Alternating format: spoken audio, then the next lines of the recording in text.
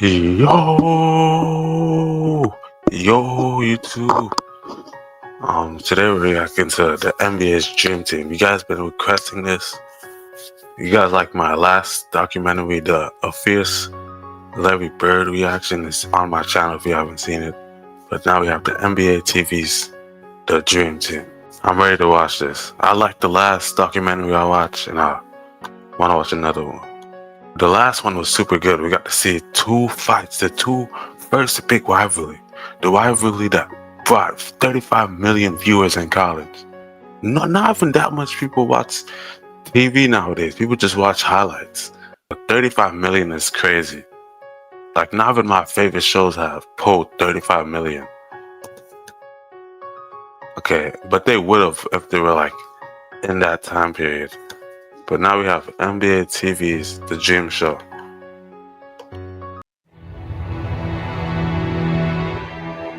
Why do people talk about dreams so much in sports? Go live your dreams. Dream seasons. Dream matchups. Dream opportunities. They do it because so much of sports is about imagining what you want things to be like. If only the setting were just right. It was one of those times none of us will ever forget. The characters just right. One of those times. I don't know who this is. Look, you guys let me know who that is. Times none of us will ever forget. The characters just right. I don't know anything about Angola, but Angola's in trouble. The timing just right. 11 Hall of Famers. I don't think you can ever do that again at no point in time. Hall of Famers. I don't think you can ever do that again. Just right. 11 USA team. Last year you had LeBron. In the 2024 Dream Team you had LeBron, Anthony Edwards. I don't know, but 11 Hall of Famers at this time is crazy. 11 Hall of Famers. On one team? I don't think you can ever do that again at no point in time. If only it could all be the way you might have dreamed it up yourself. Bro, imagine Michael Jordan. These players are the top of the top players, and Michael Jordan is probably still trash talking them. Or you feel Probably still trying to push them to win. Yep. That was the most exhilarating 15 seconds of my life. People perceived us as being superheroes. Please, Michael Jordan! No Isaiah Thomas question. Cool. We became a team, and that team just stomped on everybody. This never happened in sports. Nowhere. Well, I figured eventually there'd be a movie made about the Dream Team. Is this where Magic Johnson was struggling with the HIV? Like, he was struggling with the HIV and he still played regardless?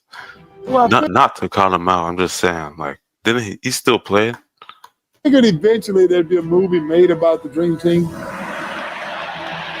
group may well be the greatest team. Yeah, Larry Bird is here, so this is the one. History of team sports. Dream Team. Get your popcorn ready. God bless you, and God bless America. 20 years can go by pretty fast, and the world isn't going to stop and wait for you to remember what it used to look like. For real, bro. I'm almost 20 and I feel like time is just flying, you know? I feel like I was 17 yesterday. Now I'm 19. Like 1992 was a time of change. New faces in America quickly transforming into cultural Will icons. Smith? None more so than the superstars of the NBA. The Bulls have repeated. Let the party begin. After the legends of the 80s had lifted the league. I'm sorry, I won't pause so much, but Will Smith, Fresh Prince of Bel-Air.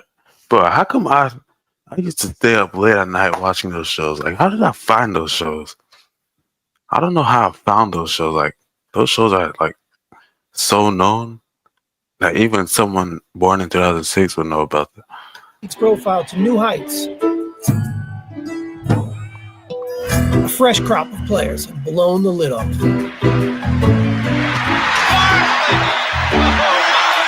Here's Ewing. Robinson.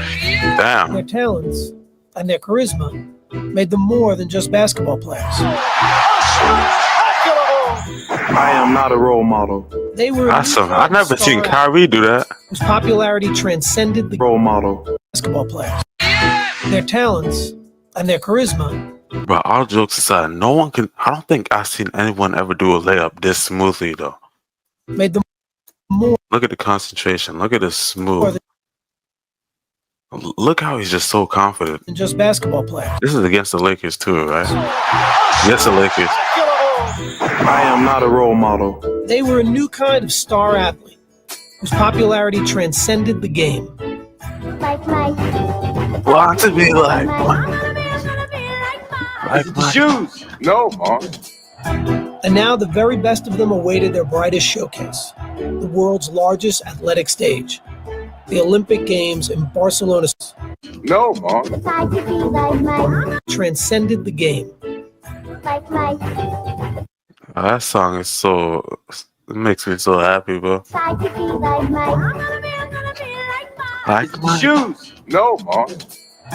And now the very best of them awaited their brightest showcase, the world's largest athletic stage, the Olympic Games in Barcelona, Spain, even if no one truly realized the impact they would make there. It's a watershed moment in the history of sports, not just the Olympics, not just basketball. It moved the culture along. But in 1992, not everyone was ready for them. Not everyone thought pro basketball stars had a place in the Olympics. This kind of thing had never, ever, ever been done. So there was a lot of, poking the bear, if you will, by people in my profession. Sports journalists and journalists in general were skeptical, angry, because this wasn't the Olympic movement. I'm The sorry. Olympic ideal had opened. Sports journalists and I'm sorry, but Charles Barkley looked like a chicken nugget, bro. journalists Like his in head like general a were chicken skeptical, angry, because this wasn't the Olympic movement. The Olympic ideal had always been about amateur competition, which meant the United States had always sent basketball teams made up of college kids, teams that dominated for decades.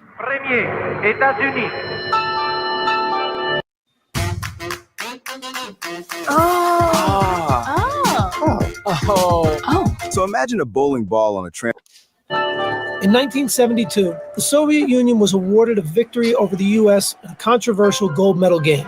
The United States apparently had won the game, but the debate still goes on.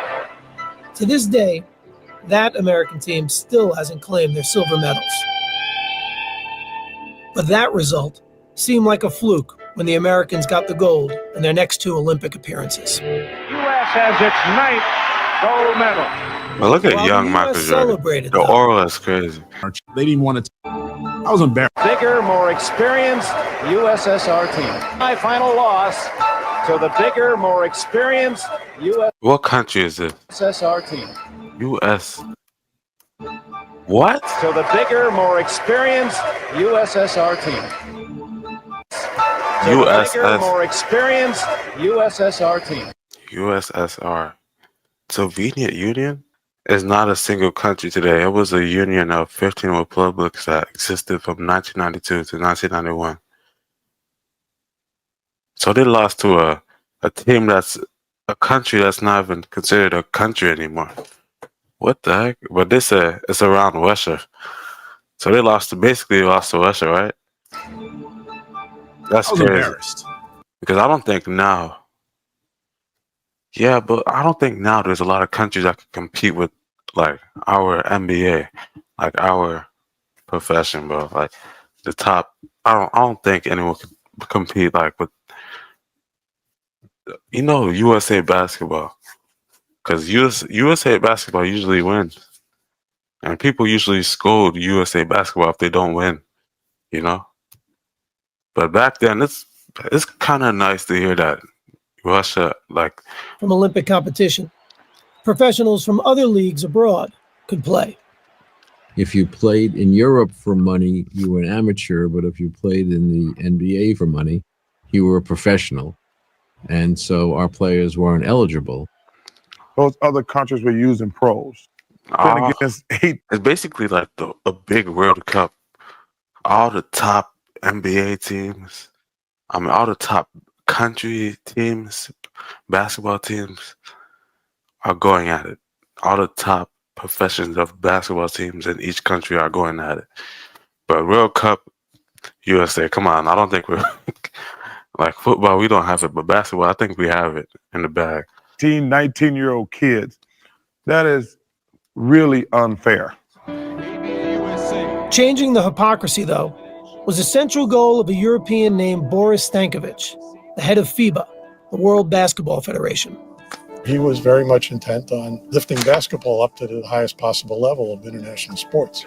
And if the whole world knew that the very best players in the world were not participating in the Olympics, that made it a second-class event. So in 1989, Stankovic issued a resolution to allow pros from all leagues to compete in the Olympics. We wanted to be good partners with FIBA to grow the sport of basketball, but we weren't particularly anxious. We didn't know what it would mean. We didn't know if our players would want to do it. We didn't know what the logistics were, but the vote passed and NBA players were eligible for the Olympics. Now the issue wasn't about whether American pros could play, but whether the best players wanted to play. The one guy that, that we were a little concerned about was probably Michael. The thought back then was Michael Jordan plays 36. Michael. It's crazy that Larry Bird used to be the face of the... Larry Bird used to be the face of the league. Magic Johnson used to be the face of... they were like... Yeah, they were the face of the league. Now you got Michael Jordan. Like, Michael Jordan came and there was, like, no super big comp after he, whooped down, made Magic Johnson retire. And then this man just became the face of the league. The thought back then was everything was him. Plays 36 holes of golf 90 days during the summer. What the hell is he going to be doing playing basketball? I was hoping they would not ask me to participate. And I was trying to figure out a way graciously that I could decline. I'd done the Olympic thing before, and when Rod Thorne called me and asked me, I wasn't gung-ho about it. My appeal to him was, you're the top player in the world. This is bigger than the NBA Finals. And, we need you. His thing, well, who else is playing? Are all the good players going to play? I'm not going to play by myself. So Michael Jordan waited to hear more. And Rod Thorne made his next call. It was a no-brainer for me. And to finish out our careers, that was important for both of us. Once you get guys like Magic and Larry committing to the team, then all of a sudden it becomes something very, very special. Representing the USA is already a tremendous honor, but to know that you're going to be on a dream team is a once-in-a-lifetime experience. Magic, Bird, and David Robinson weren't alone in their pride. They called in the big guns. We're the Navy SEALs that we had to go over there and kick butts and take names. With those stars and the Utah Jazz tandem of John Stockton and Karl Malone, the dream team was starting to take shape. It don't matter if you call me last. Dream team was Karl Malone. Stars and the Utah Jazz tandem of John Stockton and Karl Malone, the dream team was starting to take shape. It don't matter if you call me last. I got the call. I didn't feel like that I deserved to be called, but I truly wasn't going to tell them that. Scottie Pippen. What do you mean doesn't deserve to be called? But Scottie Pippen, bro, like, he don't got the confidence, man. Like, that's why he couldn't lead the Bulls, bro. He don't got the confidence. Where's the confidence? But he's a great player, though. I was like, yeah, he's up there. To say who else on the team. What you mean should have been called? Like, yes. He's humble. Like, you're up there. Charles Barkley's ability was never in question, but his attitude was. God want us to win the world championship. I don't know if I go that far, Charles. No, I talked to him the other night. I learned early in Philadelphia. It doesn't matter what I say. So from this day forward, I'm going to say what the hell I want to say. And some people are going to like it, and some people are going to dislike it. But after a series of incidents on and off the court, the least of the committee's concerns were about what Barkley would say. Oh, the internet was bad. That we would even think about asking him. He convinced me that you won't have any problems with me. Now, with the team nearly complete, Rod Thorne had enough talent secured to go back to where he started. Representing my country was a big thing, but I think, the biggest motivation for me was now I get to spend time with some of the guys I compete against all the time. Yeah, that's Portland's good, Clyde Drexler rounded out the list of it. All the time. Because, Michael Jordan, super competitive. So having to spend time with him is crazy. Portland's Clyde Drexler rounded out the list of NBA players, while the final spot on the roster was reserved for an amateur, Duke's Christian Laettner, coming off back-to-back NCAA titles. There's the pass to Laettner. Puts it up. Yes! In any other Olympic year, Who is Laettner that? might have Duke been the Laettner? team's biggest star. But on this team, he was fine with being the last guy on the bench.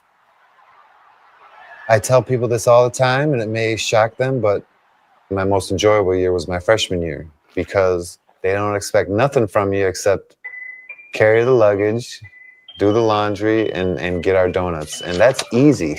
Get our The harder donuts. Get our donuts, bro. These are professional. Okay, these are professionals, by the way. Get our donuts is crazy. Do the laundry and get our donuts. And that's easy. Do our The laundry. harder thing is to be the leader. By May of 1991, 2 months before the Olympics, the team was set. One college kid and 11 future Hall of Famers. The man charged with putting it all together was the unflappable Chuck Daly. Okay, all set? I'm set. Chuck looked the part. He was the guy who would also push the broom. His hair was beautiful. His suits were immaculate. He wanted to win. Would also push the broom. His hair was beautiful. Yo, no need to be jealous. There's no need to be jealous. His suits were immaculate. That's the He only wanted reason to he's win, saying that. But he wanted to look good. As the head coach of the Detroit Pistons, Daly did both, winning back-to-back championships in 1989 and 90. The Pistons are winners and still champions of the world. The Pistons were nicknamed the Bad Boys for their aggressive and some said dirty style of play, never more evident than in their memorable playoff battles with Michael Jordan's Bulls. Michael on the move against Vinnie Johnson to the hoop. He is necktied. Michael Jordan goes down hard. Detroit and Chicago had no love for each other. So when Daly was named the Dream Team coach, many wondered how he'd handle working with the Bulls' biggest star.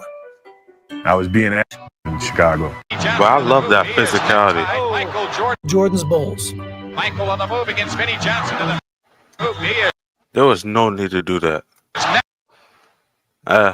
Like two people going at one person, close-ending one person is crazy. necktied. Michael Jordan goes down hard. Detroit and Chicago had no love for each other. So when Daly was named the Dream Team coach, many wondered how he'd handle working with the Bulls' biggest star. I was being asked to wrestle with some demons and some issues. But the coach was well acquainted with the task of managing personalities. He coached the bad boys. And if you can coach those, you can coach anybody. For real. One player Daly wouldn't be coaching in the Olympics, Couple however, of dogs on the was his team. own star in Detroit, point guard Isaiah Thomas, who controversially had Straight been left vicious off the dogs team's on one roster. team. No matter how much people try to say now, it was no big a deal. It was a big deal. I talked to Isaiah at the beginning of the year about the aspect he wasn't on the team, and he was not comfortable with it.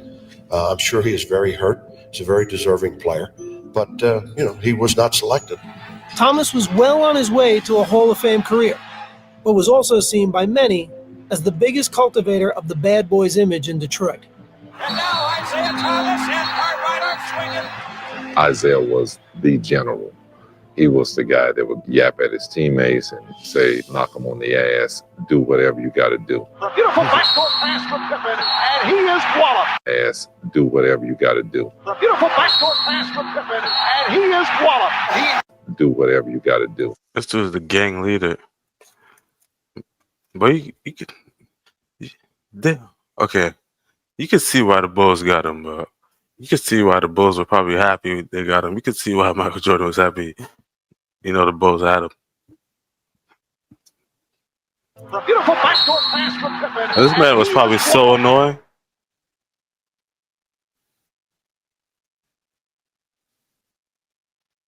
What the freak? No, I did not want him on the team. Did you want him on the team? Well, I can't speak for Michael, but I don't think he wanted him on the team.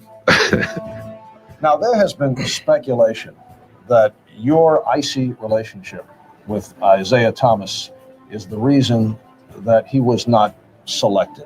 Well, what is your reaction to that? That was one of the stipulations put to me prior to me even committing, that Isaiah wasn't a part of the team. I was getting strong innuendos that it wasn't just, it was coming from higher places that didn't want Isaiah Thomas on the team. Certainly. Yeah, but who would want Isaiah Thomas on the team, bro? You're just gonna be fouling foreigners, bro. Things are being pointed at me because of our relationship and of course fouling, about the bullying way that foreigners. The end of the game between Detroit and Chicago ended. We were picking the group just after the Pistons had been eliminated by the Bulls, and it was very bad timing for Isaiah. Everybody had fresh in their mind the picture of Isaiah walking off the court. Pistons wasting no time in getting out of here. They left the bench, although there's 7 and 9 seconds remaining. The Pistons just left. When the Pistons walked off the court before the final bell, I think it left a bad taste in a lot of people's mouths. Yeah, that was whack. All right, no Isaiah Thomas. No Isaiah Thomas questions. Cool. Jordan and the team were done answering questions about Isaiah. But with training camp approaching, a bigger question would need to be answered. Hello, how you doing? How would the 12 stars that were selected play together? Welcome. Training camp began on June 22nd, 1992, in La Jolla, California. And when the gym doors opened, no one was quite sure what to expect, especially the players themselves. There's a lot of egos in one gym and on one team. Everybody wanted their... Everybody in the world has an ego. The only difference between us, we have a reason to have an ego. Every one of us felt like we was everybody. And when practice started that first day, every player seemed to be trying to prove just how great they were. It was a very competitive practice, and I'm thinking, aren't we all on the same team? Patrick go, I don't want to play with David. I want to play against him. Yeah. You hear Michael say, I don't want to be on Magic's team. I want to play against him. Every evaluation of Michael Jordan at that time was, he's good, but he's never Magic Johnson. In my competitive nature, I want to use every little bit that I could gather so that I can gain an advantage. Yeah, this man taking person on his own team. I mean, this is the same man who cusses his team out, but bro, he's supposed to be working together. Like, why are you trying to knock your whole team down? Michael Jordan at that time was, he's good, but he's never Magic Johnson. It's cooking In his my whole competitive team. nature, I want to use every little bit that I could gather so that I can gain an advantage. This man still thinks it's the finals, bro. You beat him a year ago. Chill. Karl Malone, he's the only guy I would even compare to myself at the power forward position. So I want to prove that I was the best power forward in the world. Charles. Yeah, he's a great talent. Do I think he's better than me? Hell no. So let's do this. By the time this over with, you're going to be thinking I'm damn good too. The first practice, Barkley drives baseline and Karl Malone jumps up like this. Barkley just dunked on him so hard. It was just an unbelievable play. I felt like man, I cannot believe that I'm part of this practice. I felt we just dunked on baseline, and Karl Malone jumps up like this. Barkley just dunked on him so Yo, why hard. did he push it? Karl Malone jumps up like this. This man pushed him to just get posted. Dunked on him so hard. It was just an unbelievable play. Barkley just dunked on him so hard. Barkley? It was just an unbelievable play. I felt like, You dunked man, on I Malone? cannot believe that I'm part of this practice. A few days later, the team had a chance to acclimate themselves to playing on the same side. Chuck Daly had scheduled a scrimmage against a select group of college players, a group thrilled to be facing off against their idols. I found out today I might be picking up Magic a little bit full court, so things are just happening for me. It really makes me happy. My whole thought process was don't embarrass yourself, and that was like the theme for me, like just hang in there. A lot of those people that I've looked up to, Barkley, Malone, a lot of those people talk confidence, and I think it's going to be a good matchup. There's no advantage on either side. For the college players, it was a chance to see how they'd match up against the world's best. For Coach Daly, it was an opportunity to get his stars to grow into a single unit. I think we're somewhere between the mentality of an all-star game and trying to come together as a team. So we've got to continually work on this. Daly had been hired for his ability to manage personalities and egos. And when the scrimmage began, it became apparent that his players had left one of their biggest weapons, those egos, somewhere else. The non-fan would think, well, they're going to go in there and they're each going to want their own ball, and Jordan's going to be hogging the ball, and Magic's going to be dribbling all over the place. Point of fact, it was the exact opposite. They overpassed. It was like, I don't want to start it off. You do it. We didn't know how to play with each other. We didn't want to step on anybody's toes or hurt any egos. And so these young kids, they were killing us. We were not into it, and we paid for it. Chris Webber was a man. I thought, boy, that's the guy's coming this league. I could get out of here. Bobby Hurley was dominant. I did have some success penetrating and collapsing the defense, and our energy, our excitement to play, all those things played in our favor. Bobby Hurley didn't play 2 seasons in the NBA. Nevertheless, it did expose the one weakness they could have had, which is defending against quick guards. They were playing great. Then I noticed that Michael Jordan's not playing. I'm saying something. Chuck, then he said, we're all right. Yeah, we're all right. Daly watched as his players failed to make up the deficit. And in their first taste of outside competition, I think Larry Bird and the Dream MJ still Team talk. lost. A story their coach didn't want the press to get their hands on. I remember Chuck saying, as soon as the game ended and we were getting ready to let media in, it was erase the scoreboard.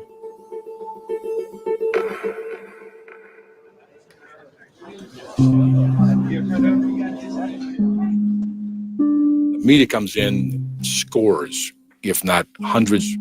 They can sense something. You can feel the tension, or you can feel something in the air. Well, some of these college players we've just got through playing against probably should be on this team, but they'll get their chance. The teams posed for a picture together, both not sure what to make of what had just happened. But the man in charge may have had the answer. He threw the game. Chuck threw the game. If you look how much Jordan played and how he subbed guys in, not picking up, not making any adjustments, he knew what he was doing. It was legit. It felt tremendous. What we were doing that day, they couldn't stop it. There are kids who believe in Santa Claus too, and in the Easter Bunny, and now that they've grown up, I hate to burst their bubble, but it was a game thrown. Not many people would have done it, and Well, how could he you did tell it. me that? How could It you tell was me he's not gratifying real, to bro? Chuck for us to get our butts beat like that, because now we had to listen to him. From then on, he had a way of just saying, you could lose. After fixing I thought Santa's real, right? Because now we had to listen to him. From then on, he had a way of just saying, you could lose. After fixing his collars and his hair, his speech was, anybody can get beat, so you got to be ready to play. And I think that's the only speech he ever gave us. The message got across. I mean, Chuck couldn't have been happier, I'm sure. It was brilliant on Chuck's part to be able to orchestrate that and play along like he didn't. Why didn't he tell you guys? We probably would have screwed it up. The next day, training camp ended with a rematch against the college kids. And once play started, everything made sense again.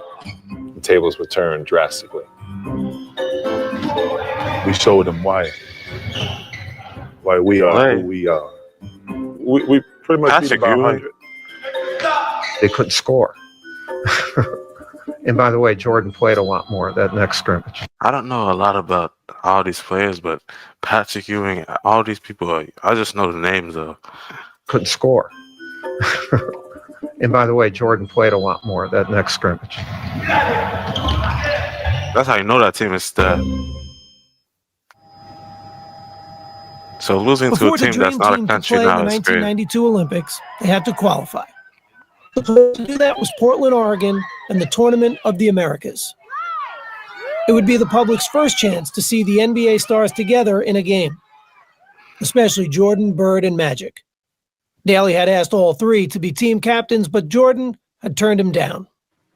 I knew how much it meant to both of those guys because they never had the opportunity to play on the Olympics. So I'd say, you know what, Chuck, don't worry about me. Let these old dogs do it. Magic and Bird weren't just the team's oldest players. They were also the most revered. They had entered the league together in 1979, embarking on a rivalry that had redefined the NBA. And along the way, their personal admiration for one another had grown. Magic's just a great basketball player. He's the best I've ever seen, Unbelievable. I don't know what to say. Yeah, he would never say that before. They'd be getting the chance to share the ball. During that But the beginning opportunity of the would be rivalry. coming at the end of their careers. Bird had given his soul to the game, but after so many years, his body was betraying him. Had back problems. It just get to the point where you just couldn't play. I mean, you couldn't think, couldn't move, couldn't run. If you can't feel your feet, it's hard. Couldn't move. And the most humble thing about it is that this man was shoveling his mom's yard, bro, because he wanted to do it himself. I respect it, but he could have paid somebody, but I respect it. He probably did have the money, but I respect it. I respect the humbleness. Couldn't run. If you can't feel your feet, it's hard to run. That's just who he is. Larry was on the fence because of his back. So I said, man, LP, you got to play, man. You got to play. This is our last chance to be together. Magic would be able to convince his old friend to play. But at the start of the 1991-92 NBA season, he was forced to retire after learning he had the HIV virus. Doctors would eventually... And I just learned that people told me that it was more deadly back then, and also mean that you were having it with the same, the same gender. Like, bro, I did not know that. And they said it meant that you were gonna die. clear him to play in the Olympics, though that didn't stop fears from swirling. There's a lot of players that really didn't want him to play, didn't want to play with him or against him because nobody knew what disease meant. They say you get a little blood on you, you got HIV, or breeze on you, I never bought any of that, we just push and keep going. 6-5 3-pointer. Yes! Oh, my! Well, Larry been a good friend, bro. Magic had made a cameo in the 1992 All-Star Game and had focused his attention on the Olympics, hoping for an encore of a lifetime alongside his old rival. Our careers were really over, and it was something I thought needed to happen for both of us. Their debut would take place at Portland's Rose Garden, with their team needing to medal in the Tournament of the Americas to qualify for the Olympics. That seemed like a foregone conclusion to just about everyone, including their first opponents, who were completely in awe before the game even started. The Cuban team spontaneously drops to its knees as if 12 popes had come by on Easter Sunday. At that point, the idea that this is merely a basketball game has been ripped asunder. It was a surreal feeling. You're like, dude, we're here to kick y'all behind. And they want to take pictures with you.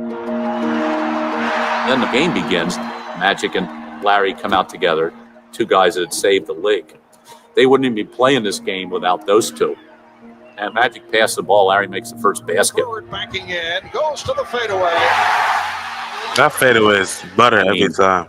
You know, it just didn't get any better than that. The U.S. was off and running, and the result was a thing of beauty. Johnson leading the break, finds Robinson. Oh. And no one seemed more excited to be sharing. Leading the break, finds Robinson. And the result was a thing of beauty. Johnson leading the break, finds Robinson. And no one seemed more excited to be sharing the court than the co-captains. Bird for three. Opening night was a smashing success, with the outcome never in doubt.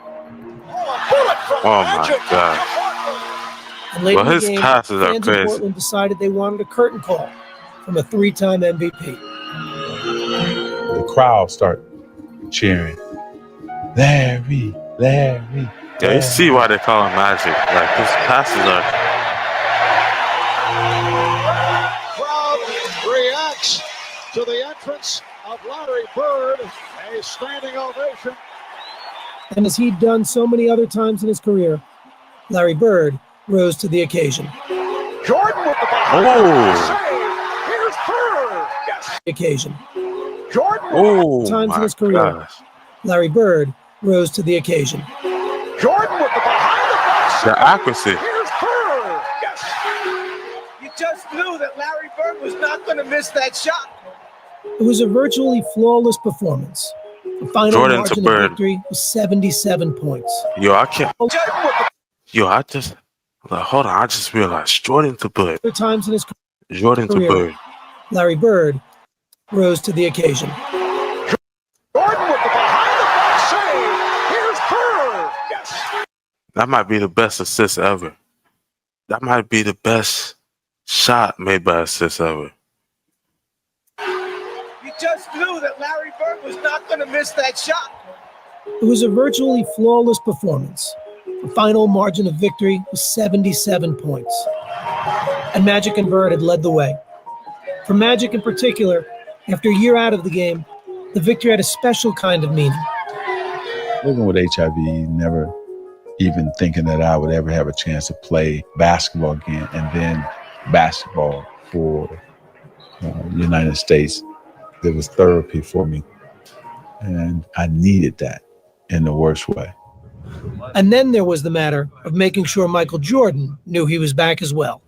Yeah, you hear what the captain said? The captain say, sit down, or this boat is going to sink. That's right, have a seat, because you're going to fall, and then that's going to happen. That's the seniority right there. I know it. With Magic and Michael, there was that little aura. Something there, you know, and something kind of to prove to each other. I took it upon myself to always shoot with Michael. Okay, MJ, free throws today. Who was the first one to 50? Or we had little games. Who was the better shooter? You know what you got to do. Bro, that hook shot is so annoying. Like how he does it so effortlessly. Like, see, even Michael Jordan can't do that, bro. Stop it. How do you spam a hook shot?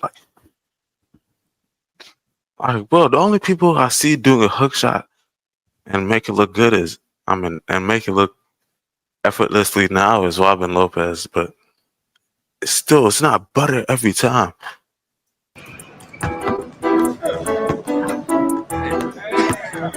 he didn't want to relinquish that control of the 80s, in a sense, even though we were going into the 90s. Don't touch the phone.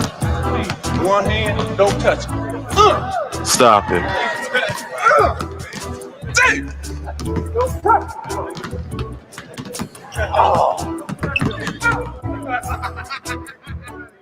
You know, he just come off missing a whole year.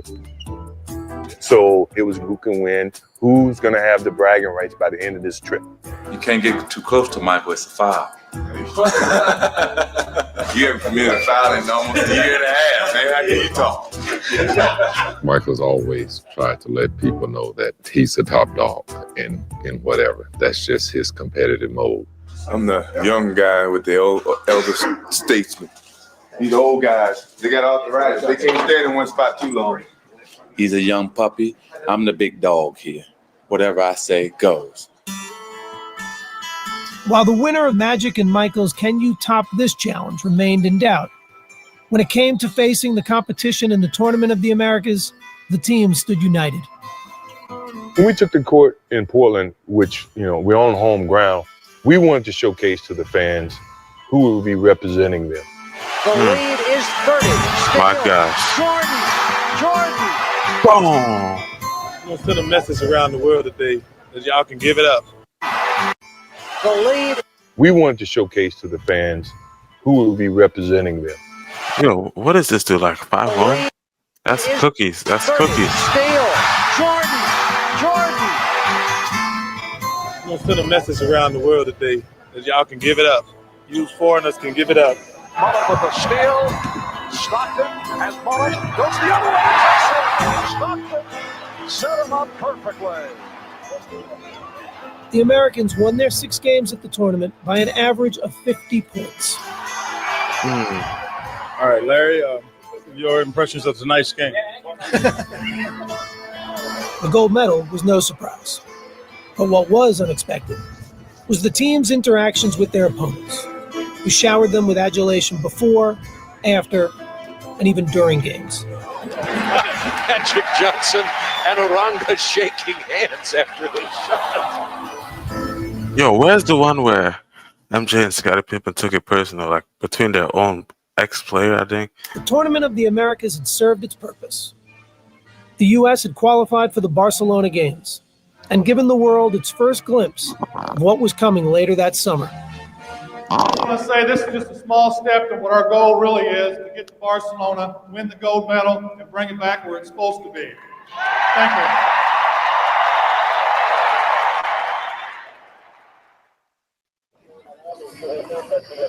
On July 18th, 1992, with the Barcelona Olympics a week away, the U.S. men's basketball team headed overseas.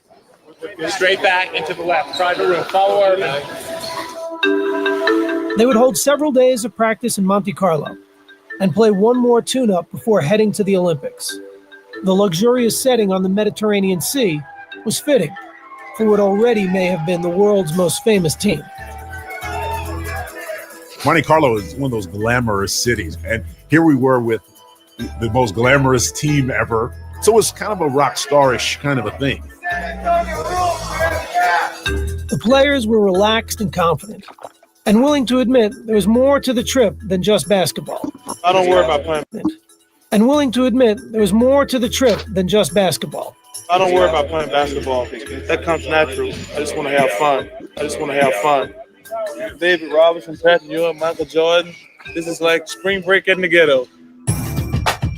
The opulent resort town was a playground waiting to be explored. And the players weren't shy about enjoying themselves. Are y'all filming me? Now look. The scene in Monte Carlo was great. It was just breathtaking. I was down on the beach, just kind of trying to enjoy some of the scenery. Look at this. It's paradise. I think every team in that The scenery, okay. They need to get a team here.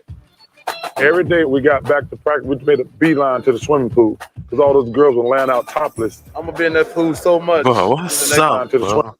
What's up, man? What's up? Oh, girls. Bro, what's up, bro? Swimming pool because all those girls were laying out topless. I'm going to be in that pool so much.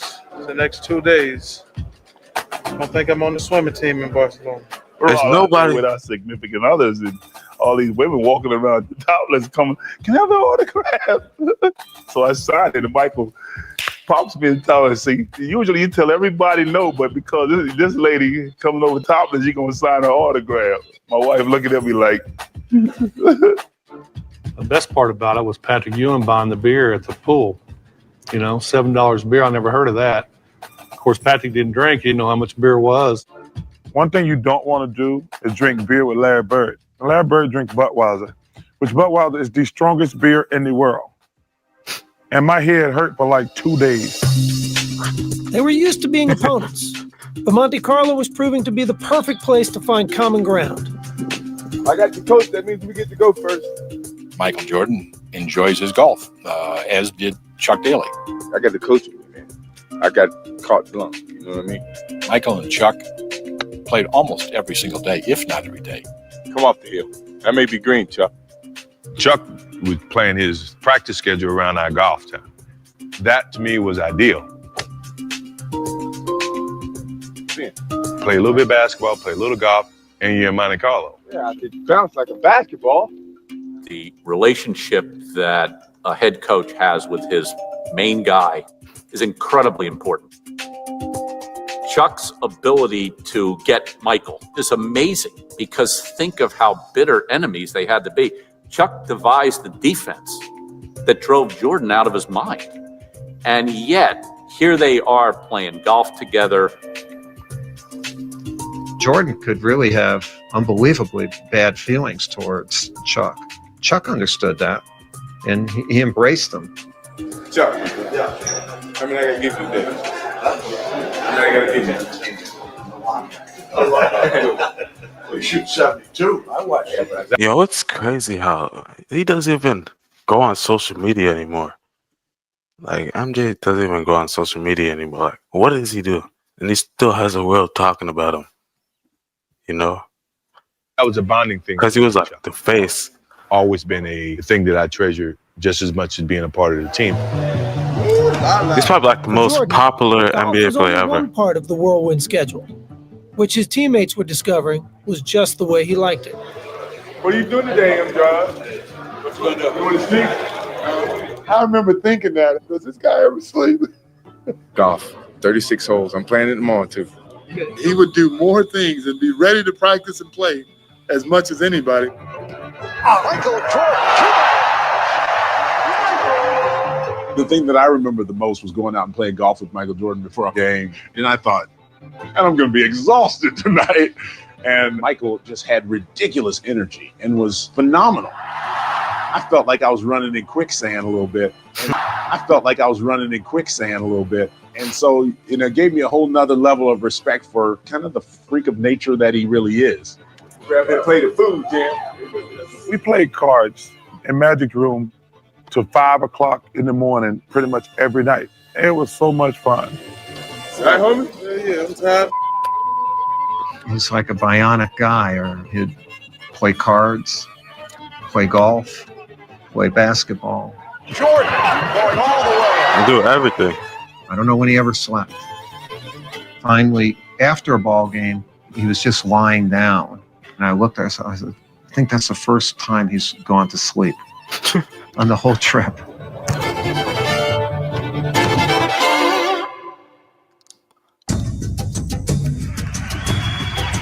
After a few days in Monte Carlo, the players returned to the court for an exhibition against the French national team. Oh! You could feel the energy. Oh, my. Spilled my water, bro.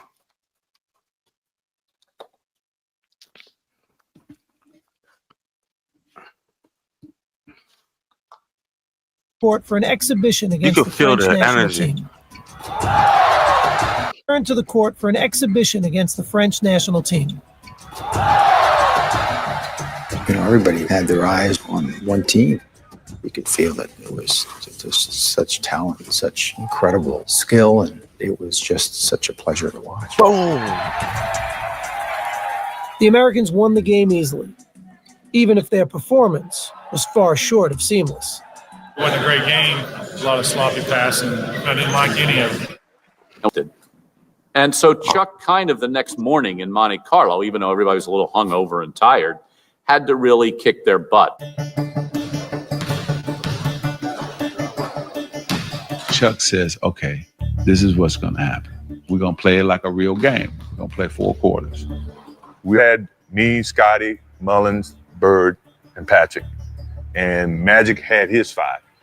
We weren't going to change that team at no point in time. You got your 5, I got my 5. Bro, you just know Michael's going to have so much fun here. You can have Christian Laettner. We don't want him. Like his whole time playing basketball. He's just over there waiting to tag in. But it was about even though he was like hard ass couldn't help either one of the team. Michael Jordan called Clyde out and went at him. Tell him, this is what I'm going to do to you. Fall away jumper. Good. What did I tell you? So I said, no, Clyde, you better get him back. You better get him back. Charles Barkley said, I want to take Karl Malone now. So Charles gets it. Fall away jumper. Good. I said, oh, Carl, you got to get him back. You better go down there and get him back. Carl went right at him. Jump shot. You ain't nothing. You ain't nothing, Barkley. So man, shit. I came down. Oh, shit. His energy is real high. He feels like he's in an opportunity to prove himself. And showcase that like he's... Oh, nah. Oh, Magic wasn't even exaggerating. This man got the most, and like he's the most talkative right now.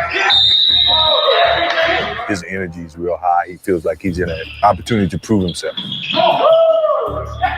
And showcase that, hey, look, I'm still Magic Johnson. I still dominate this game. That's all right. That's all right. We go from here. Magic was saying, you ain't the guy, and we got other players in this gym. Don't be cheating on me. Doesn't take much to get Michael going. Just a little something to tweak him, and it's on. He never liked to lose. Mike always got that look. When you see that look, then you know just get in the damn ball and get out the way. As much as it was 5-on-5, you could see in Monte Carlo that it was gravitated towards, okay, Michael and Magic. Magic was hesitant to surrender his place on the mountaintop. And Michael, being Michael, he needed to say, no, I'm on the top of the mountain now. Magic was saying, look, NBA's not yours yet. I'm still here. Michael's like, no, it's over. This is mine. And the funny thing was Larry was sitting on the side going, it's his. Who, Michael? Chuck on the side going, it's his. Yeah, bro. He can't be mad at Larry, bro. He went through a lot of things. Chuck realized the competition aspect was getting a little bit too high. Nothing but respect. He wanted to end practice, but Magic didn't want to end because he wanted to keep playing because we just kicked his ass.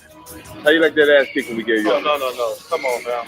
Well, y'all got the first quarter of practice. By the time practice was over, even Magic had to acknowledge basketball's landscape had been changed forever. Good job. Larry and I were talking, and Michael walks in, and he says, "There's a new sheriff in town." And we both hit each other like, well, he's not lying. Walls started to come down from, when you're playing against each other, you have these rivalries. These are my teammates now. They're guys that, that I'm looking towards for support. It seemed like we became more friends than anything else. The players were off to Barcelona, headed to the Olympics, unmistakably as a team. Yo, that cake.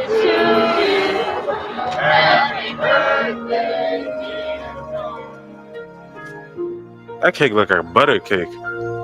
Like the whole thing just tastes like butter and sugar. The United States men's basketball team landed in Barcelona for the Olympics on July 24, 1992. In store was an experience unlike anything they or the sports world had ever seen. The plane landing in Barcelona, helicopters flying over it. We're thinking, wow, what is all the commotion? What happened? And then we figured out they were there for us. What if the NFL had like a international thing like this? But you gotta realize, like, other countries, they probably don't have the room like that for a football field. That was the first time that we realized how And not a lot of popular spaces. and how enormous this thing was. I was like, guys, if we lose, it's going to be like the biggest upset in sports history. Barkley was right.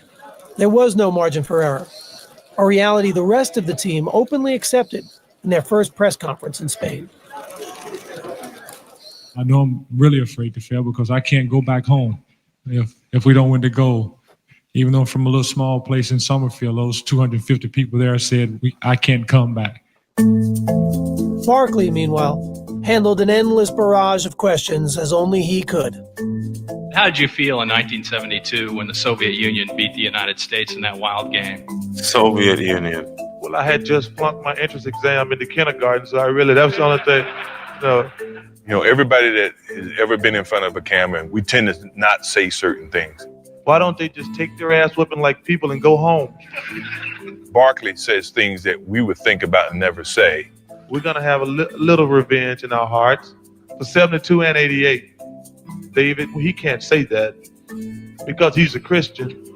But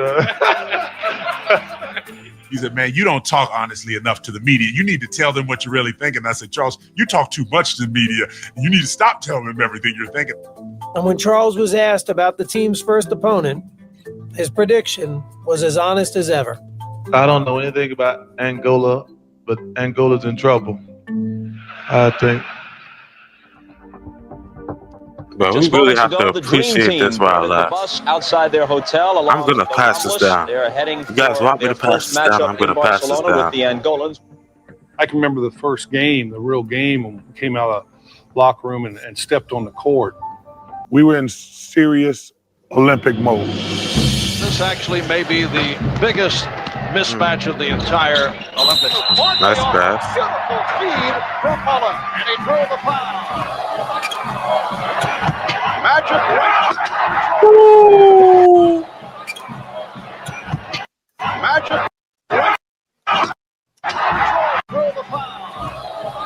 He just be pulling that shit back from anywhere. Magic. The U.S. with a 46-1 run. 46-1. It was just a tremendous atmosphere because there was an appreciation for how great the U.S. players were. After the first half, Barkley's pregame prediction appeared dead on. But in the second, 16 to Charles 64. found some trouble. The players in Angola who play against South Barkley, they told us there's no a kid, a fat boy, is many aggressive in the paint. A kid, a fat boy. There's like.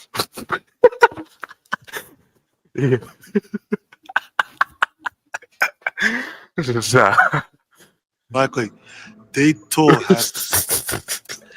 Yeah, I wish Shaq was on a dream team so they could have said something like that to them. There's no a kid, a fat boy, is many aggressive in the paint. Rebound Barkley. Rebound Barkley. And he's fouled and shots, David. Charles getting a bit aggressive. I thought they were playing dirty. It's like a kid, there's a fat boy. Sorry. And I told old boy. That's messed up. That's getting a bit aggressive. I thought they were playing dirty. And I told old boy, I don't even know if he understood. I said, hey, man, ease up on the elbow. Barkley from Pippen. I let it go twice. You can see the frustration with Barkley. And the next time, I just cracked it. Barkley from Pippen. And a technical foul has been called. Barkley has something against forwarders. And a technical foul has been called on I know Charles Barkley never leaves the country. Look at this look on his face. To his dying day, Charles claims the guy elbowed him 3 times. I said, Charles, you're full of crap. No, it's not true. I didn't elbow Barkley before the incident. People always say, turn the other cheek. If you turn the other cheek up, we get you another cheek too. I thought, what are you doing, Charles? The guy is half your size. But, Charles was an equal opportunity abuser. Erlander Codimbra did not think it was a friendly elbow. That's the same guy that just asked you for an autograph, Charles. I mean, you think he's not intimidated? I think he's act like a bullying, but maybe it's from his personality. Like a bullying. Yeah, this whole segment is just funny as that. It's for an autograph, Charles. I mean, you think he's not intimidated? I think he's act like a bullying, but maybe it's from his personality. The United States has defeated Angola by the score of 116 to 48. The game may have ended in a rout, but afterwards, the result was overshadowed by the controversy. Welks with the elbow. Well, he hit me, I hit him. That's the way it is. Man. Charles made you look like the ugly Americans, which we were trying not to do. We said to Charles, look, man, you're a reflection of all of us. So if you do it, they're not going to write the article that Charles Barkley did. They're going to say the dream team.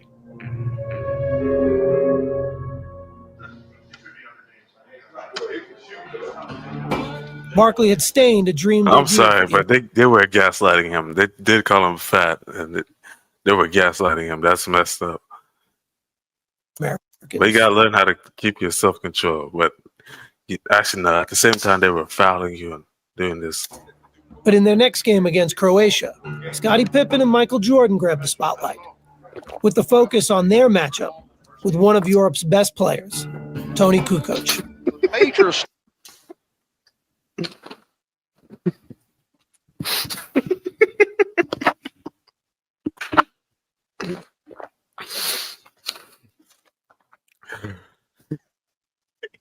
Yeah, I can just see the article.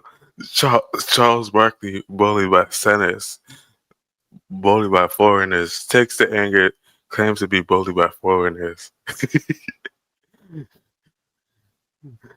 Takes matters into his own hands.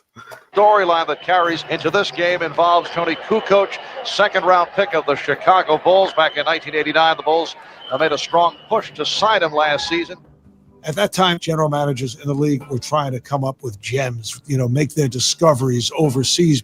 And Krause thought this guy could play in the NBA. While Jordan and Pippen had been winning back-to-back titles, Chicago GM Jerry Krause had been publicly wooing Kukoc to join the Bulls. Krause was recruiting this guy and talking how great he was. That's like a father who has all his kids, and now he sees another kid that he loves more than he loves his own. So we were not playing against Tony Kukoc. We were playing against Jerry Krause in a Croatian uniform. But unfortunately for the real Tony Kukoc, he was now the target of the world's 2 best defensive players. They was debating who was going to guard him. No, I got it. No, I got it. I'm looking at Michael and Scottie, and they're ready for, blood. Man. We knew the world was going to be watching. We knew everyone wanted to see what Tony Kukoc was like, and we were going to give him the worst experience he ever had on the basketball court. Pippen made the initial assignment of shadowing Kukoc and harassed the Croatian from the opening whistle. It was hard to run across the harassed is crazy. Without a ball. And with the ball, it was just, here, somebody else get it. Tony definitely wasn't getting a shot up, and he wasn't going to score. Kukoc is nothing for 4, and he's contributed nothing. We wanted to go guard him on the bench. Kukoc. Oh, shit. Offensive foul. Yo. Kukoc is called for the offensive foul, and the pressure continues. And after Pippen wore Kukoc down, it was Jordan's That was turn. intentional. Kukoc. He went. Stolen by Jordan. He reads it better than anyone. Slam dunk.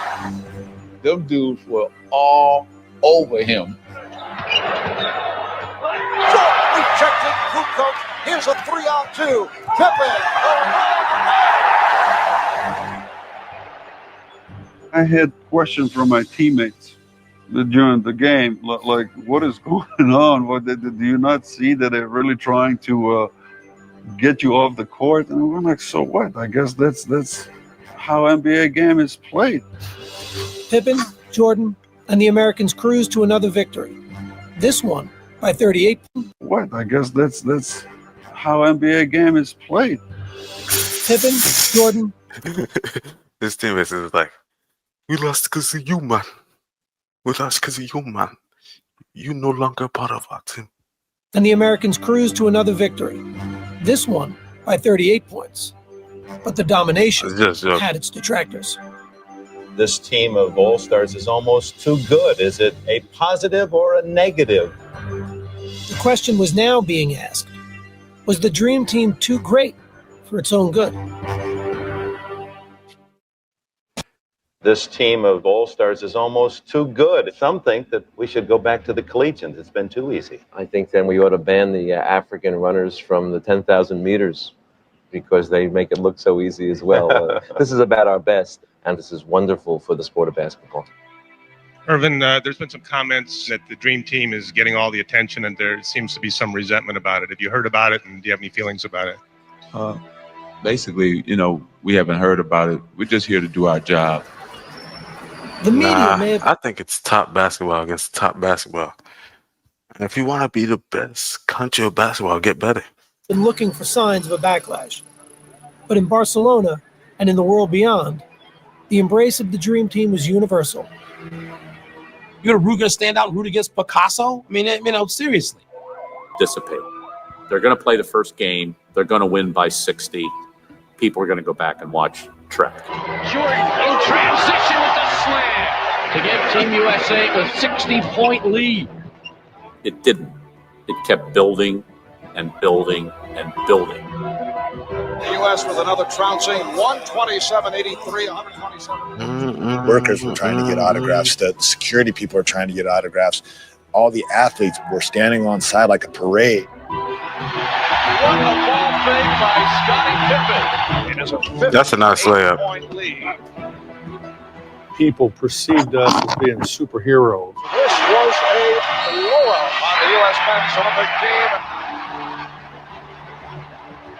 The guy on the bench is taking. We're like, wow, this is amazing. No one member of the Dream Team reveled in the Olympic experience more than Charles Barkley.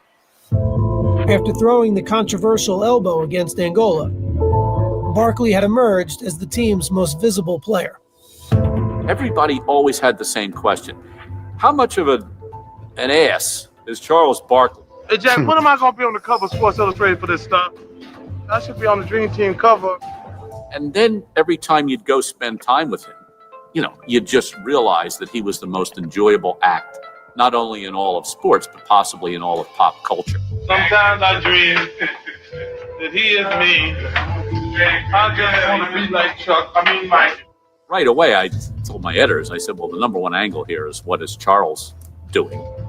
And if you wanted the answer to that question, all you had to do was follow the crowds.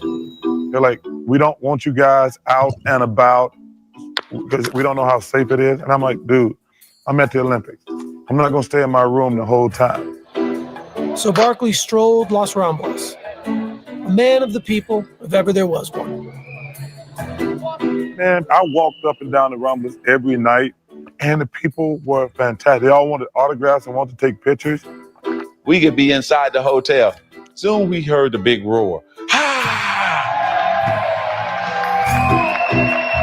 We said, there go Charles. So Charles would be walking, and then thousands would be following him everywhere he went. He was the Pied Piper. Charles would go over to the village and find the Angolan players and hang out along the Ramblas at night. He was the most memorable person of the 1992 Olympics. I just saw this touch he had. I don't think anybody else in the world could have done it besides Charles Barkley. At the end of the day, he was America's best ambassador. Barkley was celebrated for experiencing the Olympics on his own terms. More quietly, one of his teammates found a way to do the same. We had the motorcycle escorts and we bust through traffic like Dick Tracy. But this one day we got stuck in traffic and we're just sitting there and sitting there and sitting there. Finally I said, that's it. Let's go. Anybody wants to go with me? I'm heading. He'd get off the bus and his family met him. He started John walking Stockton. right through the middle of everybody and nobody noticed him. I'm still on the bus, seeing him walk down the street, and I'm saying to myself, I would give anything to do what he just did. See, guys, this is called the rhombus. See all the footprints? All right. So Las Ramblas, it's like Times Square or something. There's just so many people walking. I'm 6'1". I'm about the average size of everybody else on that little walk. So I'm walking with my family and I have the camera and nobody's noticing. I think it's the sunglasses. That's good, though. Must be. Hi, you're from America? Yeah. Whereabouts? Whereabouts? Massachusetts. You been watching the Dream Team at all? Yeah, They're pretty good, aren't they? Yeah. No attention whatsoever. Finally, we ran across this lady who had the Dream Team and all the pictures on her T-shirt. Hi. Hi. Are you an American? Well, of course. You look wonderful. Why, thank you. She started speaking real excitedly about each of the players. And I said, have you had a chance to meet anyone? Of course. We met Charles Barkley the other night. Did ya? He's a hell of a player. See, you got all the players right there on your shirt. Is Charles the only one you've ever seen? The only ones I've ever met. Hey, guys, do you know any of those guys on there? I think my oldest son, Houston, ruined the surprise. That's my dad. Your dad? That's your dad? Too bad he's not here. You play on a team? I do, yeah. Who is that guy? I can't go anywhere without being bugged. Yeah. Yo, that's crazy. At the same time, it's good. I can't go anywhere without being bugged. Really not much different from Michael Jordan walking through here. For the players, surreal experiences had become the norm. But even more memorable were the unlikely friendships developing behind the curtain. It was a unique mix. You know, Larry Bird and Patrick Ewing became like best friends. I got a white guy from Indiana, and I got a brother from Jamaica. Patrick said I could pick his mind. It took me 3 minutes. Now he gets a chance to come back and start picking on mine. Took me one. We were probably the two of the most unlikely people you thought that would be friends. But if you look, not only Larry and I got to be great friends, but all of those guys got to be much better friends. We all enjoyed each other. We all enjoyed the ride. And we got a sense of each other as men. Then when we got to the court, it made it even better. The Dream Team's chemistry turned out to be the hallmark of their success, as the players closed in on what they came for. Barkley now over the side leading cheers. Their big margins of victory may have been a testament to their dominance, but numbers couldn't capture what made watching them so unforgettable. Guys played the best basketball you've ever seen in your life. It was literally like great poetry or great art. At times you feel you're watching a performance, a concert, rather than a basketball competition. This was fun. This was like, it's how basketball's supposed to be. And at the center of the fun was the team's biggest star, who had come to Barcelona at the peak of his powers and shown how much his popularity had exploded. I will say this one thing about Michael Jordan. I've been around other celebrities in my life. I've never seen people react like they do to him. People go crazy when they see him.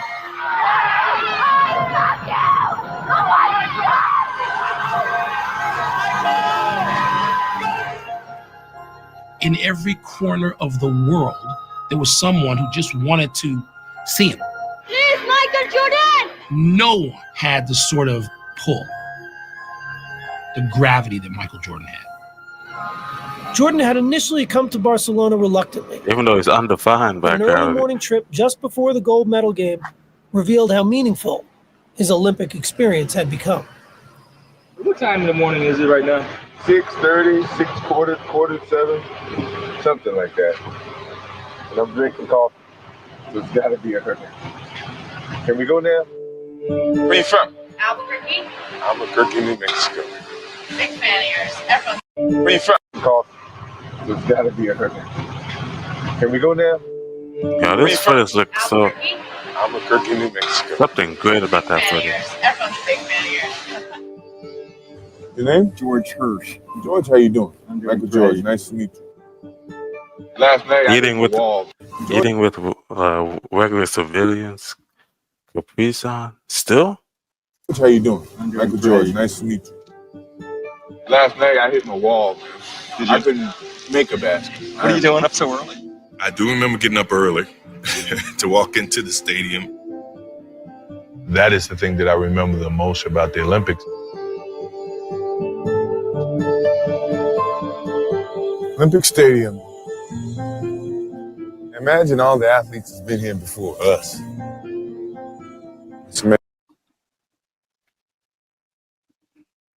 amazing. What about Edwin Moses? Won 122 consecutive races. I think everybody's got something to cherish. I think this is something that my kids are gonna love one day.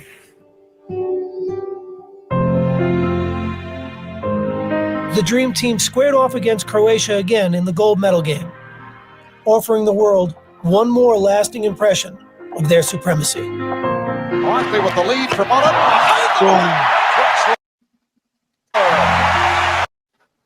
Team USA came to send a message tonight.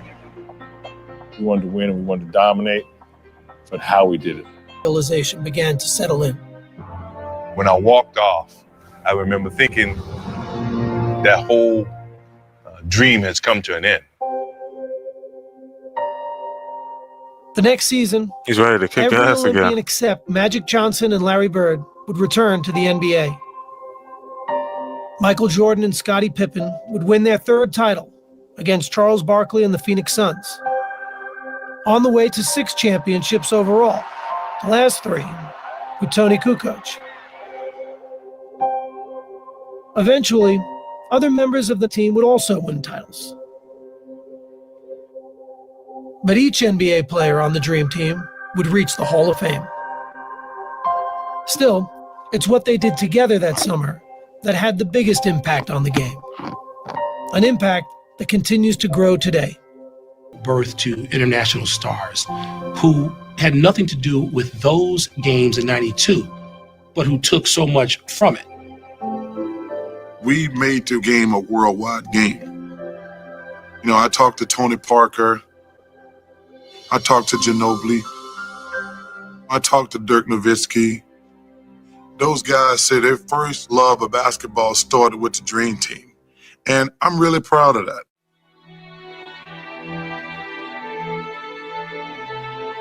The world can change a lot in 20 years.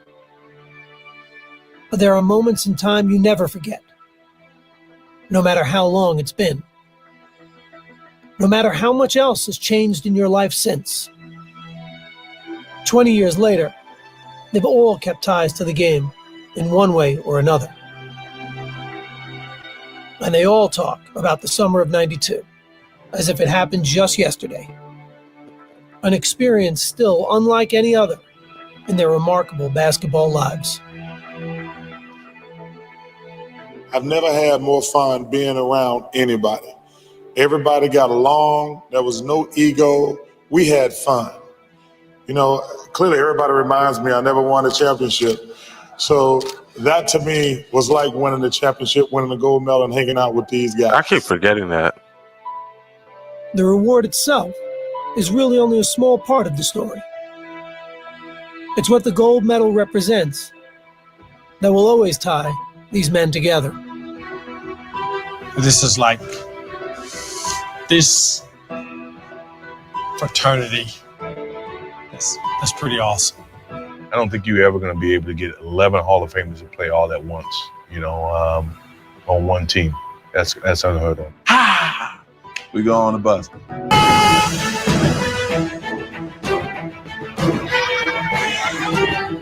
It changed sport as we know it. They showed the world how to play basketball. What other team can say that? I don't think we'll ever see anything like it again. It's an insult to compare anybody else to that team. Take a good look. Brett will never see a team this great again.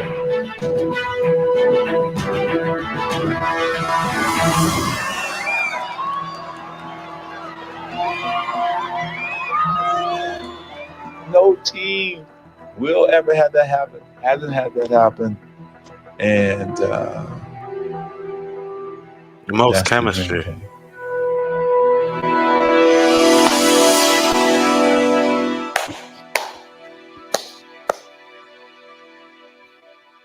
Yo, that was the best documentary I've seen in memory of Chuck Daly, 1930 to 2009. Rest in peace. Footage and photos, special thanks to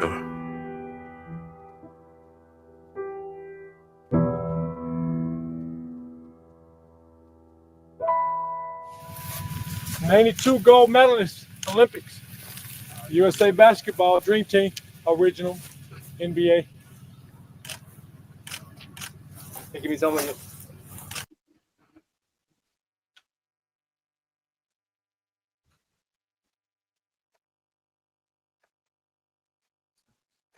Yeah, that was a good documentary. Let me know some other ones I should watch. Yeah.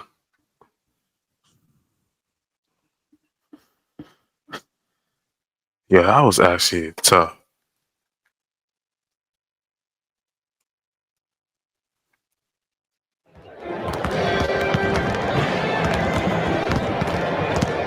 That was actually so tough.